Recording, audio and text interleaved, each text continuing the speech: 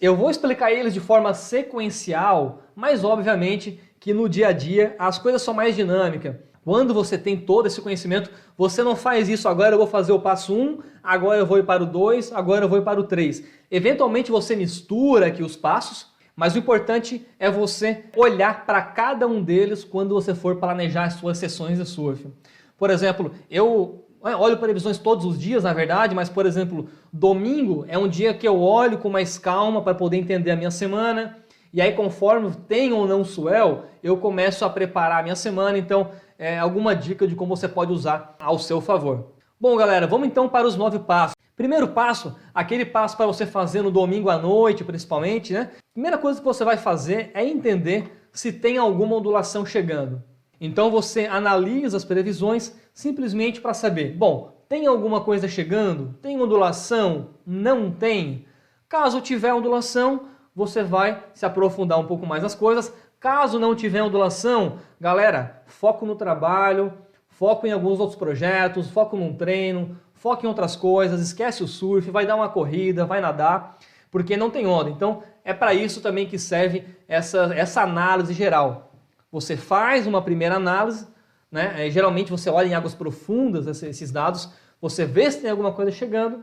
Caso tem, você se arma. Caso não tem, você relaxa e vai fazer outras coisas aí. Se for no final de semana, vai fazer um passeio com a sua esposa ou o seu marido, aquele que você está adiando faz tempo, porque todo final de semana quebra onda. E aí, no final de semana que não tem onda, vai pegar uma serra, vai dar um rolê diferente, que às vezes você vai ganhar até mais.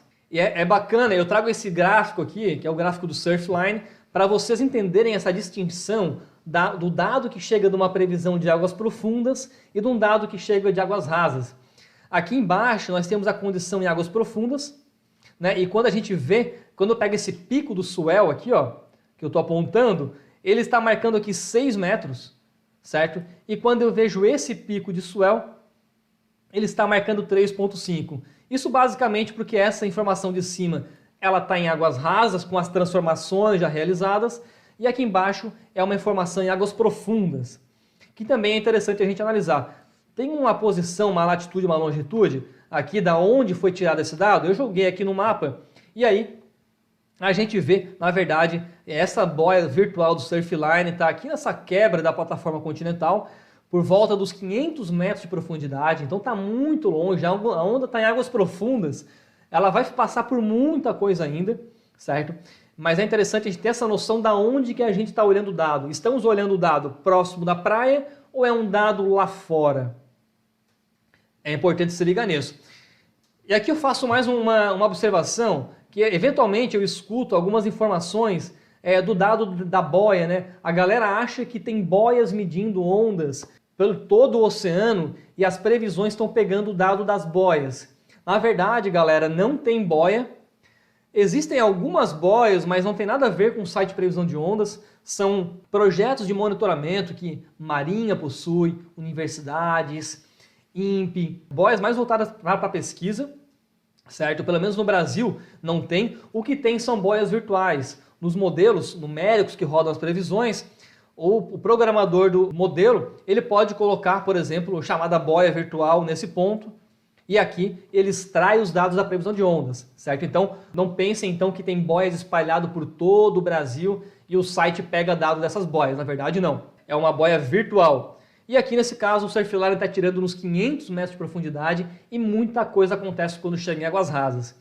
Eu trago aqui esse exemplo, esse gráfico do Surf Guru. Eu tenho aqui um gráfico para águas profundas e outro para águas rasas.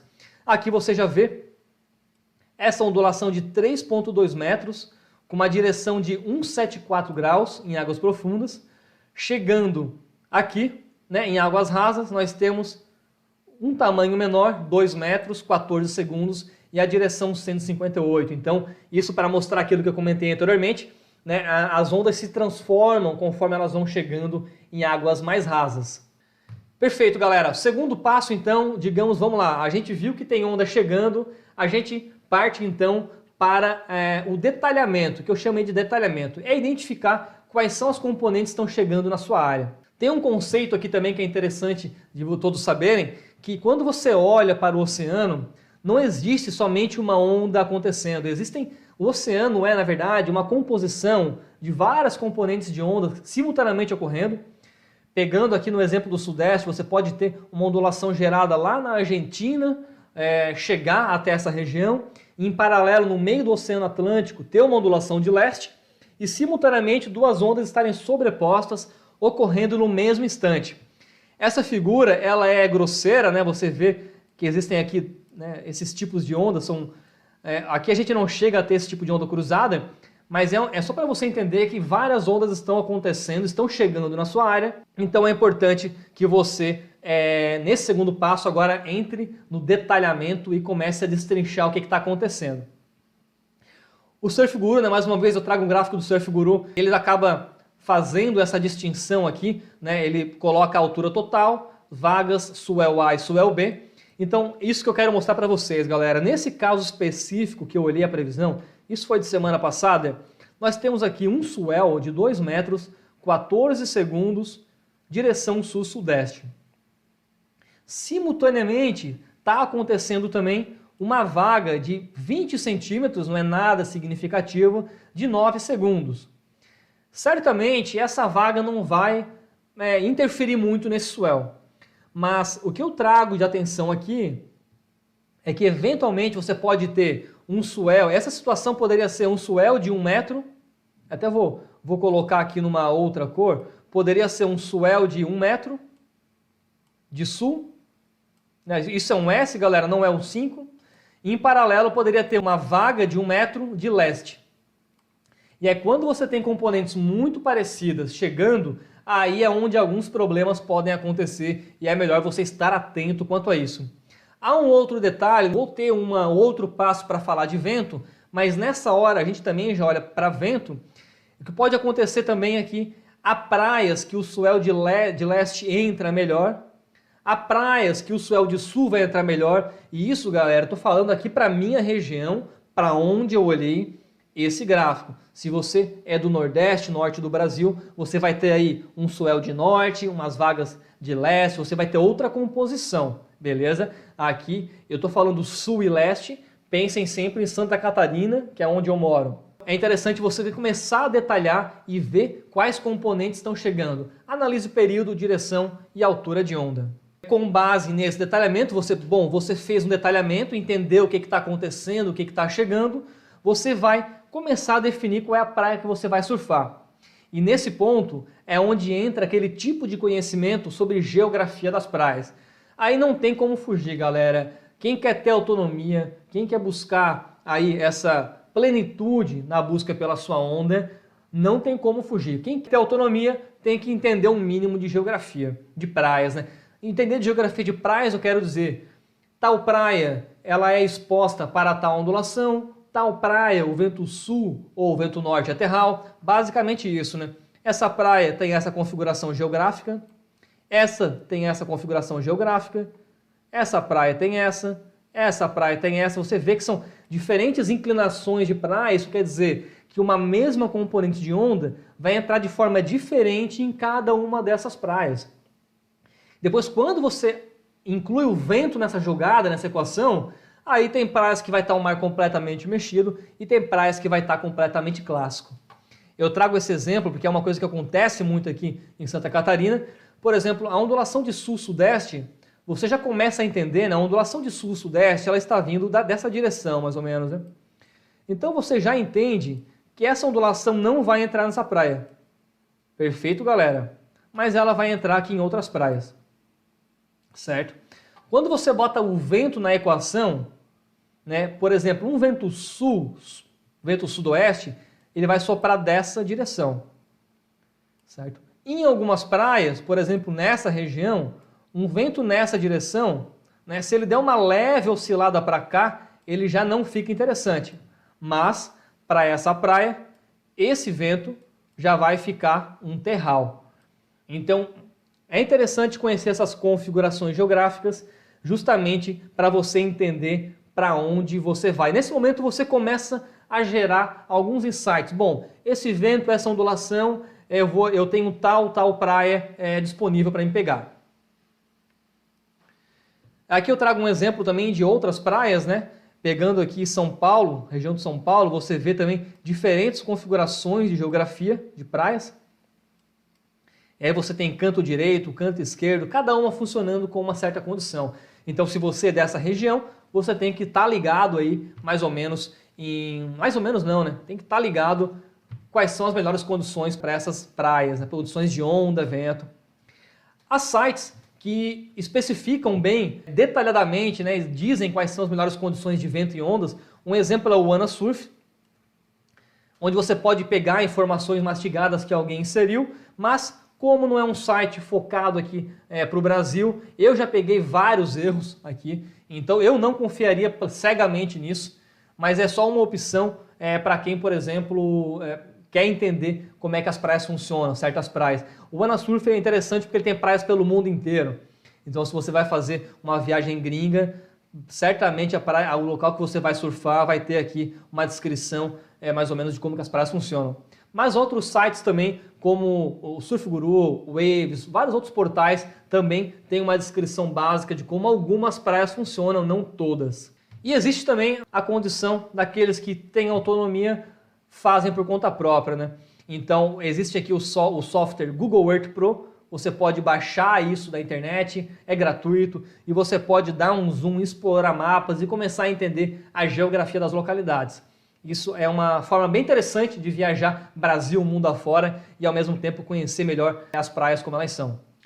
Avaliação é a quarta etapa. Galera, a quarta etapa é você avaliar o seu próprio nível de surf e aí você fazer a sua escolha, beleza? Por exemplo, há pessoas que vão querer uma onda mais cheia, uma onda mais simples, estão querendo aprender, então elas vão fazer um tipo de análise focado nessa onda, e há pessoas que vão fazer um tipo de análise focado nessa realidade.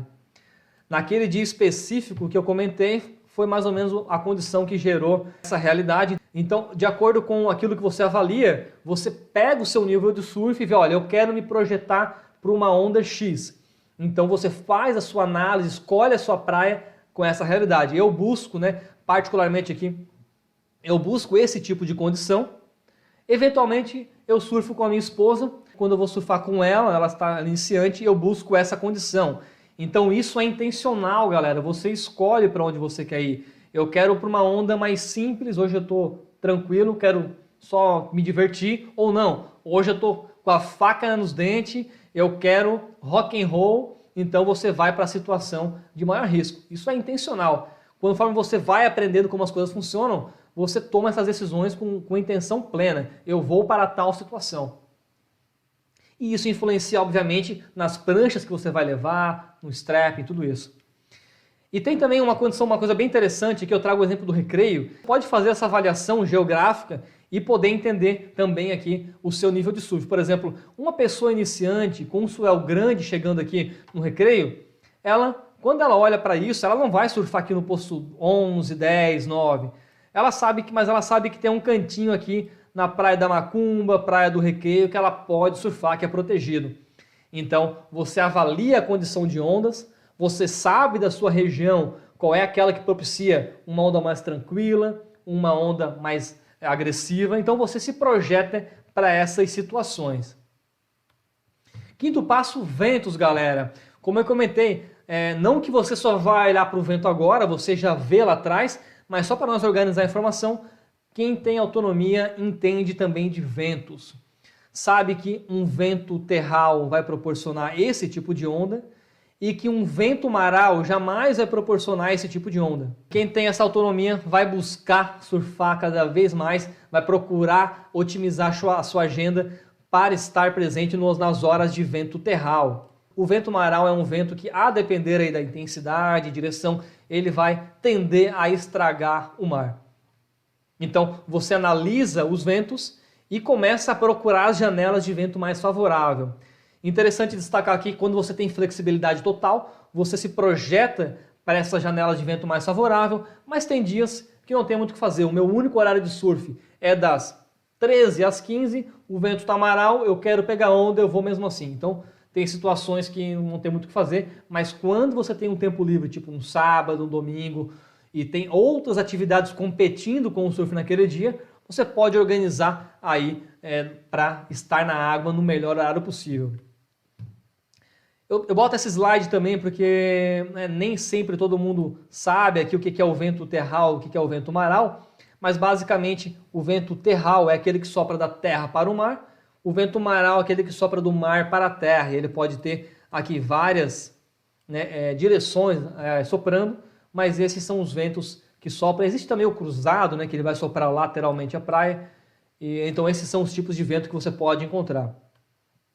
Quando você vai analisar um site de previsão de ondas, nesse caso aqui eu tenho uma previsão de ventos do Surf Guru, você vai se deparar com letras, uma sopa de letrinhas.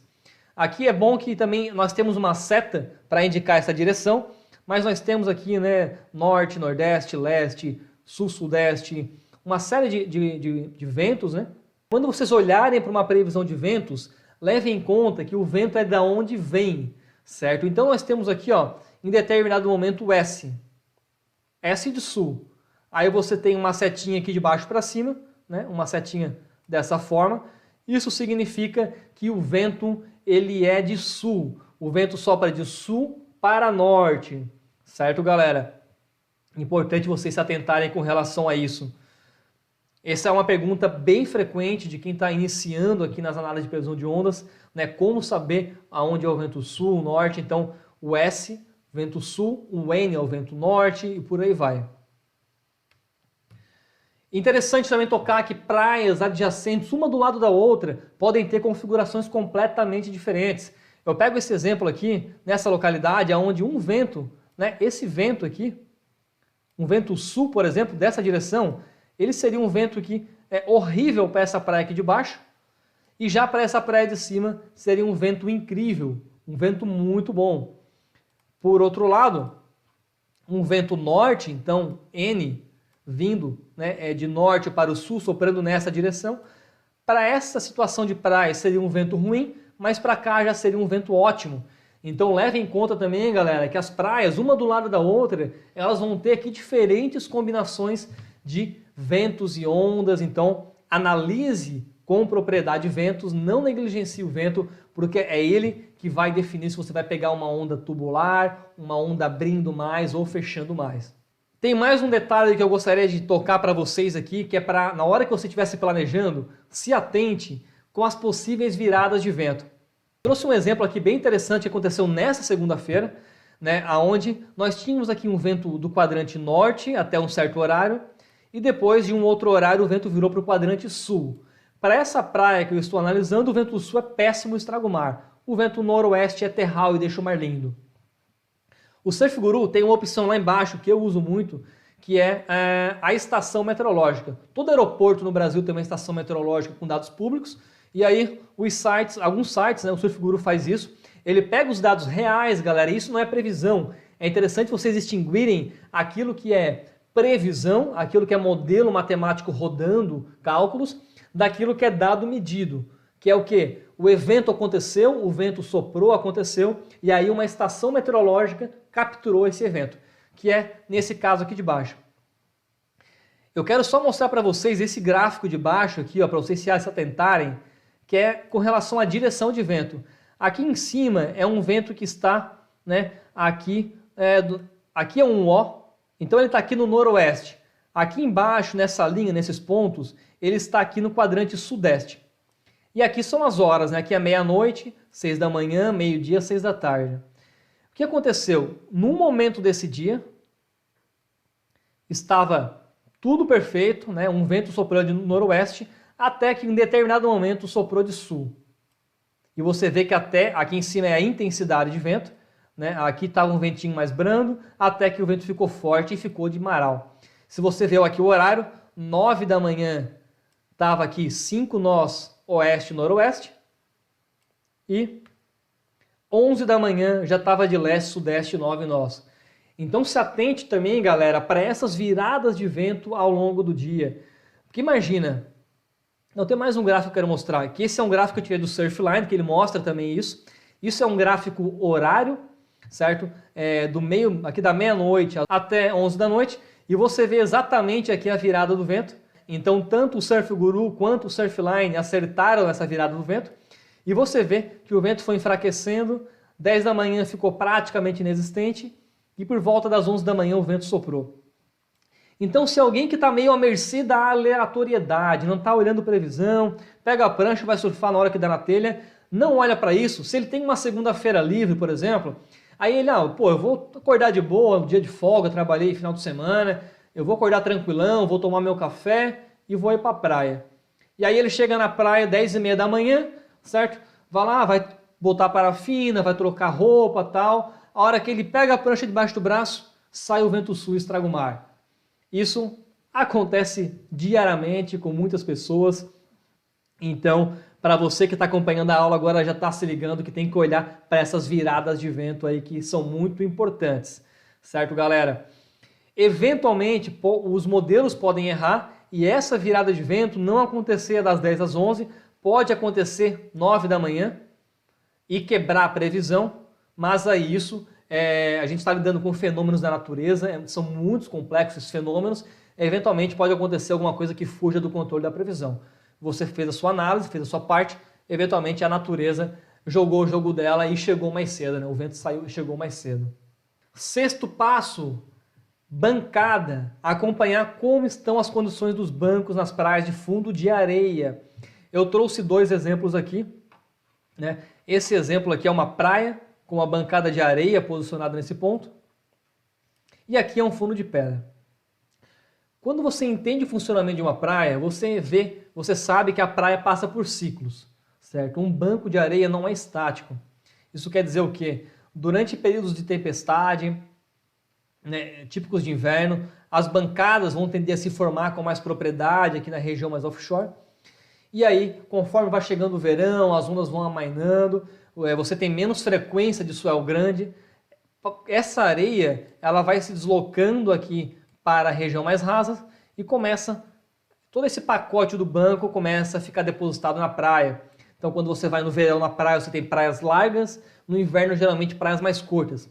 Esse é um ciclo de vida das praias que funcionam dessa forma, mas isso é interessante vocês saberem que o banco não está fixo, galera. Eventualmente ele está mais para cá, eventualmente, ao invés dessa forma, ele está com a areia toda distribuída por aqui e não tem um banco formado, e aí pode ter a melhor ondulação do mundo, pode ter o vento terral, pode ter o que for. Se não tem um banco para essa ondulação quebrar, ela não vai quebrar. E aí você faz a sua análise de previsão de ondas, vê lá, vamos lá, ondulação bom, vento ok, direção ótima, tudo perfeito, mas chega na praia, a condição está péssima. Por quê? Porque o banco não está formado. Isso aconteceu na praia que eu moro aqui, ali no maio, abril, meio atípico até por dizer, mas ficou um bom tempo com um fundo desformado, assim, não estava muito bem formado. As ondulações iam entrando e não quebrava os clássicos que a gente costuma pegar nessa época. Então, leve em conta que analisar a bancada é um passo extremamente importante. Por outro lado, se você surfa numa praia com recife de coral, a galera aí da Bahia, Nordeste de uma forma geral tem os seus recifes de coral, ou fundo de pedra, nesse caso pipeline, você não se preocupa muito com isso, né? A bancada está fixa, então chegou a ondulação, vai quebrar, a depender, é claro, de maré, vento, tudo mais, mas a bancada não vai ser uma condicionante, né? Ela vai estar fixa ali, funcionando bem. Como é que a gente faz para saber se as bancadas estão boas? Galera, WhatsApp, os grupos, todo mundo tem um grupo, sempre a galera está mandando um reporte, então vai se antenando agora que você está atento a esse detalhe, vai se antenando, vai perguntando como é que está o fundo, eventualmente alguém vai dizer, o fundo está bom, não, o fundo está sem areia, então vai entendendo isso. Tem algumas iniciativas no Brasil com câmeras ao vivo na praia. Bom, é uma ótima forma também de você analisar como é que estão as condições de mar e também ter esse olhar para fundo, para a bancada, né? Então é interessante também. Existem os boletins, aqui eu trago o boletim.surf, que é uma iniciativa aqui de Floripa, de uma galera que manda muito bem. É interessante ver essa galera que leva com fidelidade, né, essa atividade de boletins. Então, tem N formas aqui de você acompanhar boletins, acompanhar, na verdade, como estão os bancos. A melhor forma, obviamente, que é o monitoramento presencial, é você ir até a praia e olhar, mas tem formas aqui, caso você não possa ir à praia, às vezes você mora distante 100 km da praia, não dá para ir todo dia, toda semana. Você pode ir monitorando através dos grupos. Bom, como é que está o banco? Tá legal? Tem momentos que o banco tá perfeito, qualquer ondulação que está chegando está quebrando altas ondas. Tem momentos que o banco está ruim, então é interessante você estar por dentro disso para tomar decisões. Numa situação de banco ruim, ondulação chegando, você com alguns compromissos bem importantes para resolver, bom, você pode fazer a sua diligência aí e deixar para surfar em outro momento e resolver os seus compromissos aí que eventualmente são inadiáveis, né? Então, é uma forma de usar essa informação. O Surf Mappers é uma forma bem interessante também de você usar, que é um site de venda e compra de fotos de surf, onde fotógrafos estão espalhados pelo Brasil inteiro, tirando fotos das sessões e postando aqui.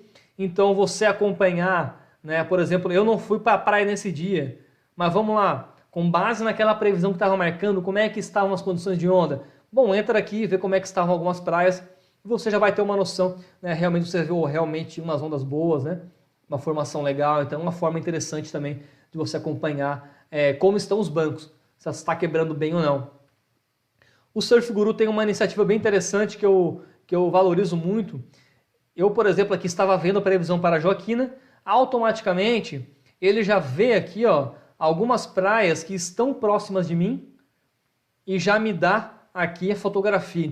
E sétimo passo, avaliar as marés para entender os melhores horários do surf. Bom, marés para quem não conhece, né, a maré são oscilações no nível médio do oceano, que é o que acontece, oscilações positivas e negativas. Vamos imaginar que nós temos um nível médio, né, por essa região, então oscilações positivas e negativas em torno de um nível médio, aí acaba sendo a maré. A maré são esses movimentos, né, de cristas e cavas da superfície aqui do oceano, então essa quantidade de água que chega numa praia e aí faz a água ir até a zona de espraiamento, até a região mais superior de uma praia, ou quando a maré seca, que faz esse nível recuar. A maré é basicamente isso.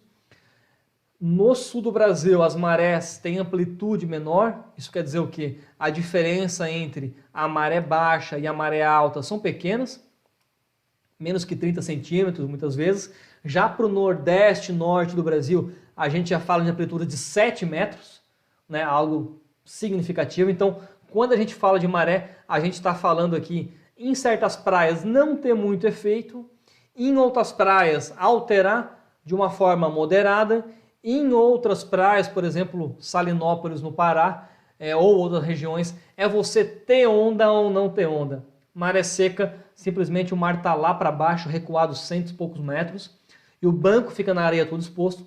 Quando a maré enche, que esse nível chega até os bancos, você tem ondas.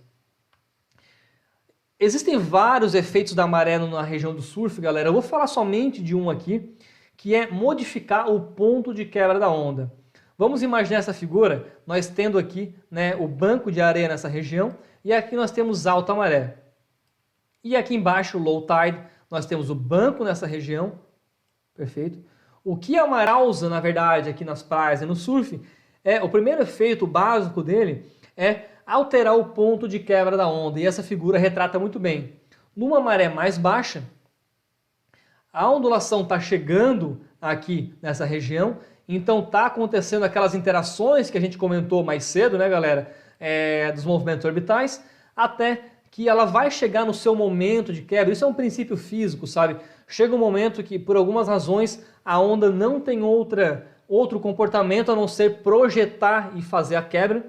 Então, numa maré mais baixa, esse ponto, né, que por física, gravidade, uma série de questões, a onda vai se projetar, se lançar e quebrar. Na maré mais baixa, esse ponto vai estar próximo da região do banco.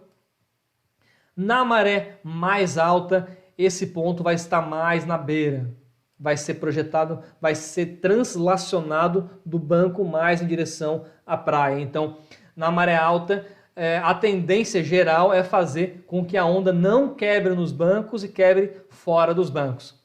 Isso é um efeito básico e aí ela acaba proporcionando algumas coisas extras. Por exemplo, isso é uma regra geral, né? Na maré cheia, as ondas vão tender a ser mais lentas e cheias. Na maré vazia, as ondas vão tender a ser mais rápidas e cavadas. Então, tendo esse conhecimento, né, dependendo do seu nível de surf, voltando para aquele papo, né, do que você espera, que você quer pegar, você vai se projetar para uma onda mais lenta, mais cheia. Se eu estou aprendendo, eu vou pegar aqui uma situação mais lenta, mais cheia. Eu quero pegar uns tubos, eu quero me colocar numa situação mais de criticidade, eu vou buscar marés mais vazias. Mas é importante só a gente tocar um ponto aqui, que marés muito vazias, certo? Marés muito vazias, a bancada fica muito rasa, galera. E o efeito que ocasiona, deixa eu apagar, o efeito que ocasiona uma maré muito rasa, é fazer a onda fechar inteira, fazer um close out.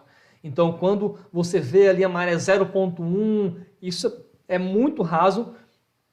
Então, nesses momentos, provavelmente, você vai ter os close outs. Então, você não vai surfar nesse momento. Você vai esperar uma meia hora, 1 hora, né, até começar a encher a maré e o mar fica bom. Eventualmente, você chega na praia, tá com essa maré rasa, você olha e diz, putz, tá ruim o mar, não vou surfar. Mas você chegou numa maré rasa, muito seca. Se você esperar talvez meia hora, 1 hora, o mar vai começar a se transformar e vai ficar bom. Então, tenha em mente esses efeitos da maré sobre as condições de onda. E no oposto, a maré cheia, pode acontecer uma maré muito cheia. Assim, quando você combina, por exemplo, o vento sul aqui, para quem mora no sudeste sul, né? O vento sul ajuda a empilhar água na praia, e aí você pode ter também pressão atmosférica baixa, tudo isso aumenta o nível do mar, e você tem também a maré subindo. Então, esses níveis muito altos pode fazer com que a onda às vezes nem quebre, na verdade. Ela vai estar tão alto o nível que a onda não vai atingir esse ponto físico que eu comentei que ela é obrigada a quebrar. Eventualmente a onda vai simplesmente se espraiar aqui na praia e voltar sem ocasionar uma quebra. Então, marés muito secas, marés muito cheias, são coisas que eu procuro fugir.